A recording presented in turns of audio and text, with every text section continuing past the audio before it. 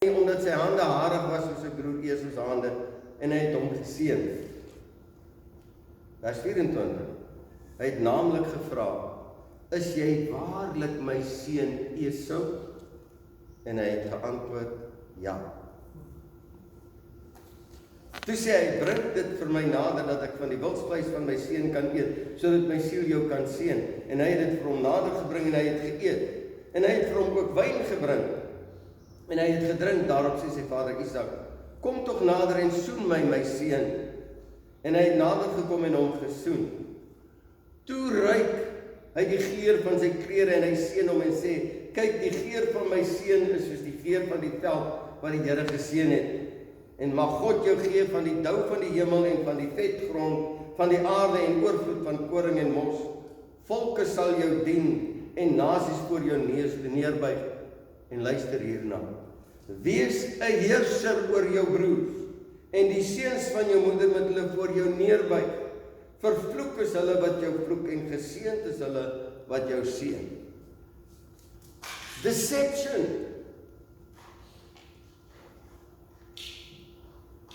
As ons dit vandag doen, beland ek in die tronk. Maar hier kom Jakob en hy seën vir Isak en hy seën vir Jakob. En hy kan dit nie terugneem nie, want later sien ons het Esau gekom en hy sê, sorry, ek het klaar jou broer geseën. Nou, die vraag is, ek het gevra, het Adam die regte vrou getrou? Nou vraag ek, het Isak die regte vrou getrou? Rebekka, wat hom so bedrieg. Jy sal onthou toe die dienaar van Rebekka gaan soek het hy gesê, God het my die keuse laat maak. Is dit die voorbeeld wat u en ek moet volg? Is dit die voorbeeld wat u en vir my voorgehou word van 'n perfekte familie? We know the rest of the story, how Isaac trembled with great trembling and how Esau wanted a blessing and he got a lesser blessing. Now we find Esau in verse 41 of Genesis 27. And Esau hated. This is not love less. This is hated Jacob because of the blessing with which his father has blessed him. And Esau said in his heart, the days of mourning for my father are at hand.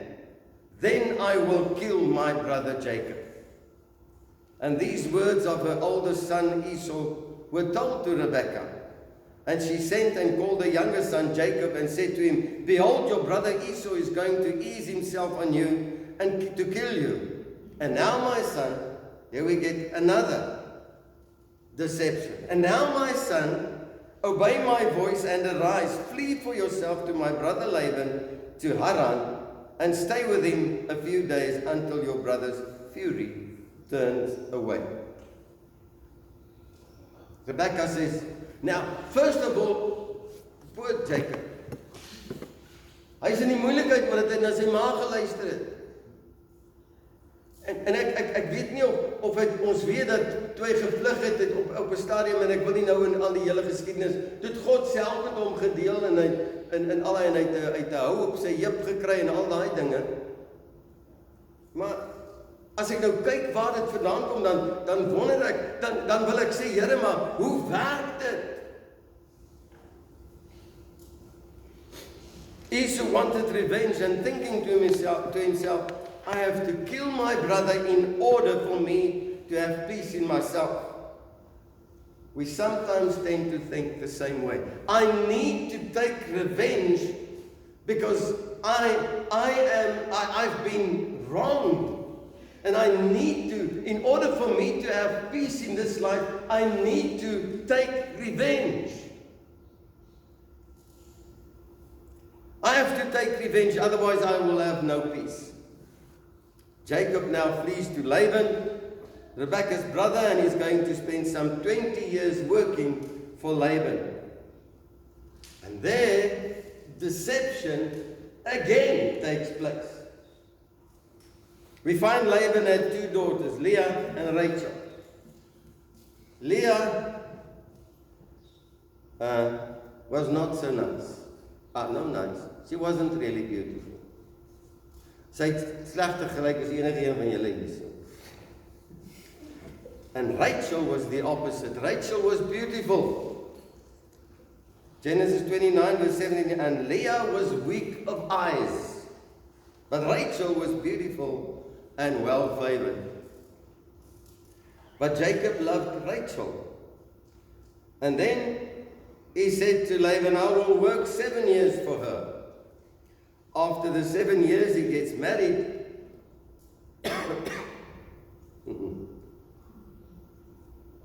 And when the feast is done, Jacob goes into the tent, because those days there were veils and veils and veils.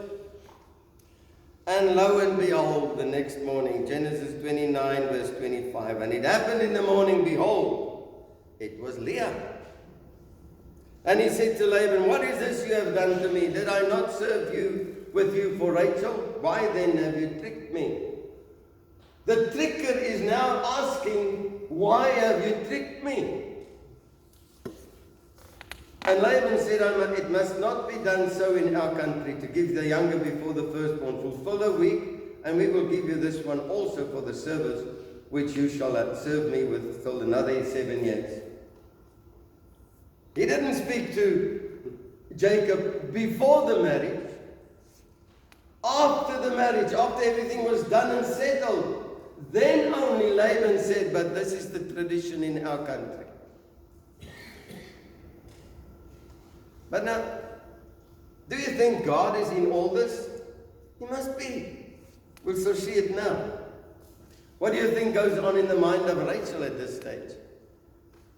If looks could kill. If looks could kill, she would kill her sister Leah. I don't think she would be just a little bit angry. She would be furious, because her sister is with her man. I'm the one he loves. Why is it that Leah, the ugly duckling, is with Jacob?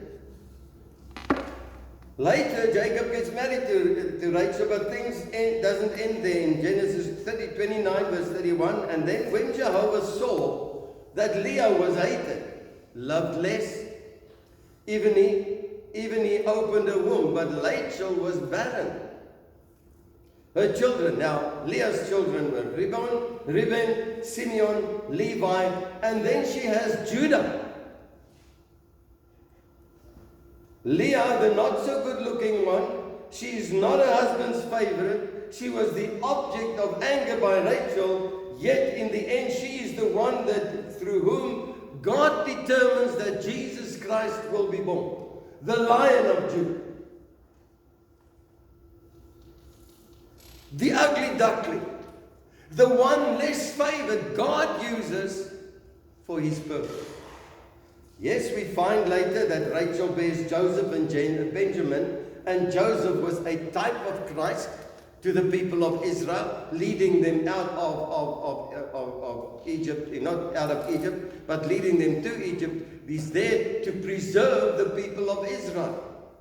We find later that Moses takes out the people from Egypt. But he wasn't Christ. Leah was the one that will in the end be the grandmother, great-great-great-great-grandmother of Jesus Christ. Not that he was born of a woman, there was no father, but the woman, Leah, was his great-great-great-great-grandmother. Na vele oor en weer bedreerye tussen Jakob en Laban, besluit Jakob om terug te gaan na sy eiland. En Jakob gaan terug na sy eiland met baie goed, hy was 'n ryk man. Maar luister nou.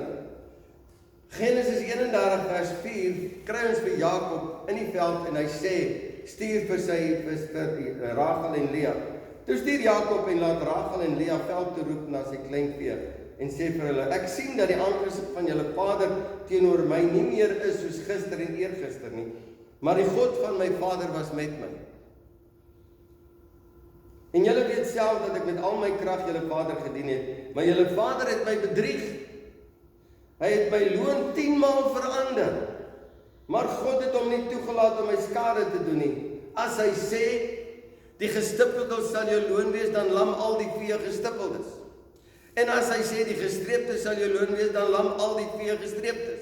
So het God dan die vee van julle vader weggeneem en aan my gegee. God het hom geseën, ten spyte van wat hy gedoen het en waar hy vandaan kom. Jakob vlug dan nog verder. Hy sien hierdie dinge en hy sien nie, Laban se oë geskeef vir hom. Hier gaan dinge gebeur.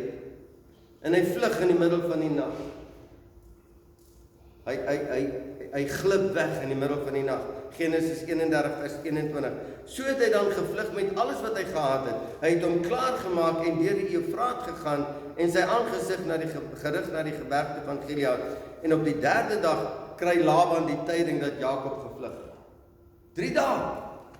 En hy weet nie dat Jakob weg is nie. Maar toe kry hy die tyding en hy jag hom agterna. En na 7 dae kom hulle by mekaar en Rachel het intussen toe hulle nou vlug, toe gaan vat sy die huisgod van Laban. En sy steek hom weg. En Laban jag hulle agterna. En uiteindelik jag hulle na 7 dae kom hulle by mekaar en Laban het hierdie huisgod, hy sê, hoekom het julle my huisgod gesteel? Hoekom het jy nie net gesê, ek wil gaan en ek sou jou laat gaan het nie, maar Jakob het hom nie vertrou nie. Wat is dit? Een bedrieër weet mos 'n ander van 'n ander bedrieër. En hy sal hom nie vertrou nie, en hy het hom nie vertrou nie. Dit is hoekom in die middel, maar Jakob het nie geweet dat Lea hierdie huisgod gesteel het. En wat sy toe doen in Laban kom en hy deursoek alle plekke. En Lea, Rachel het op die kameel gaan sit met die huisgod onder haar weggesteek en sy sê vir pa, jy kan nie my deursoek nie, want dit is daai tyd van die maand. Lieg, bedrieg. Na vele oor en weer beskuldigings kom Jakob en Laban ooreen en gaan 'n verbond aan in Genesis 31 vers 44. Kom dan nou, sê hulle, laat ons 'n verbond sluit, ek en jy, dat dit 'n getuie tussen my en jou kan wees. En daarop het Jakob 'n klip geneem en dit as 'n gedenksteen opgerig. In hierdie verbond word daar grense gevestig. Nie noodwendig goddelike grense nie, want nie een van die twee het mekaar vertrou nie. Hulle het gesê, jy bly aan daai kant en ek bly aan hierdie kant. As jy nie doen wat ek wil hê jy moet doen met my kinders nie, kom ek en ek gaan vir jou uitvat. En Jakob sê, jy bly daai kant, ek bly hierdie kant, en ons het eintlik niks met mekaar te doen. Grense is ook nodig vir u en vir my in hierdie lewe. In families, as jy nie grense in jou lewe het, as jy nie grense in jou familie het nie, gaan jou kinders groot word. En hulle gaan vir jou probleme gee. Vandag ongelukkig in ons skole en selfs in ons huise kan ons nie meer die plathand inlê. En dis tog Bybels. Ek sê nie 'n mens moet 'n kind slaan dat hy, maar jy moet hom raps. Ek is jammer om dit te sê, net om as lyk hulle my toe. Ons ook alraai.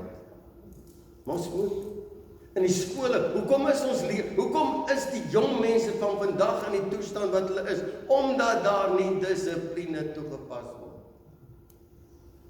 In ons skole het jy nou, en vir sommige kinders werk dit, as die afgelope week het ons te doen gehad daarmee, as jy oortree, dan sit ek 'n rooi kolletjie op jou boek. En as jy 2 rooi kolletjies, 6 vir jou. 3 rooi kolletjies, nog 'n 6 vir jou. En dit werk nie. Dit werk nie, want hy voel dit nie aan sy bout nie. Ek onthou toe ek oortree het op hoërskool, staan dit 6. Ek was in die koshuis en op 'n Vrydag aand, my ma het my nie elke naweek kom haal nie, op 'n Vrydag aand, daai een Vrydag aand, ek het so brein hemp aangegaan, na ete, donker, loop ek en 'n ander vriend, ons loop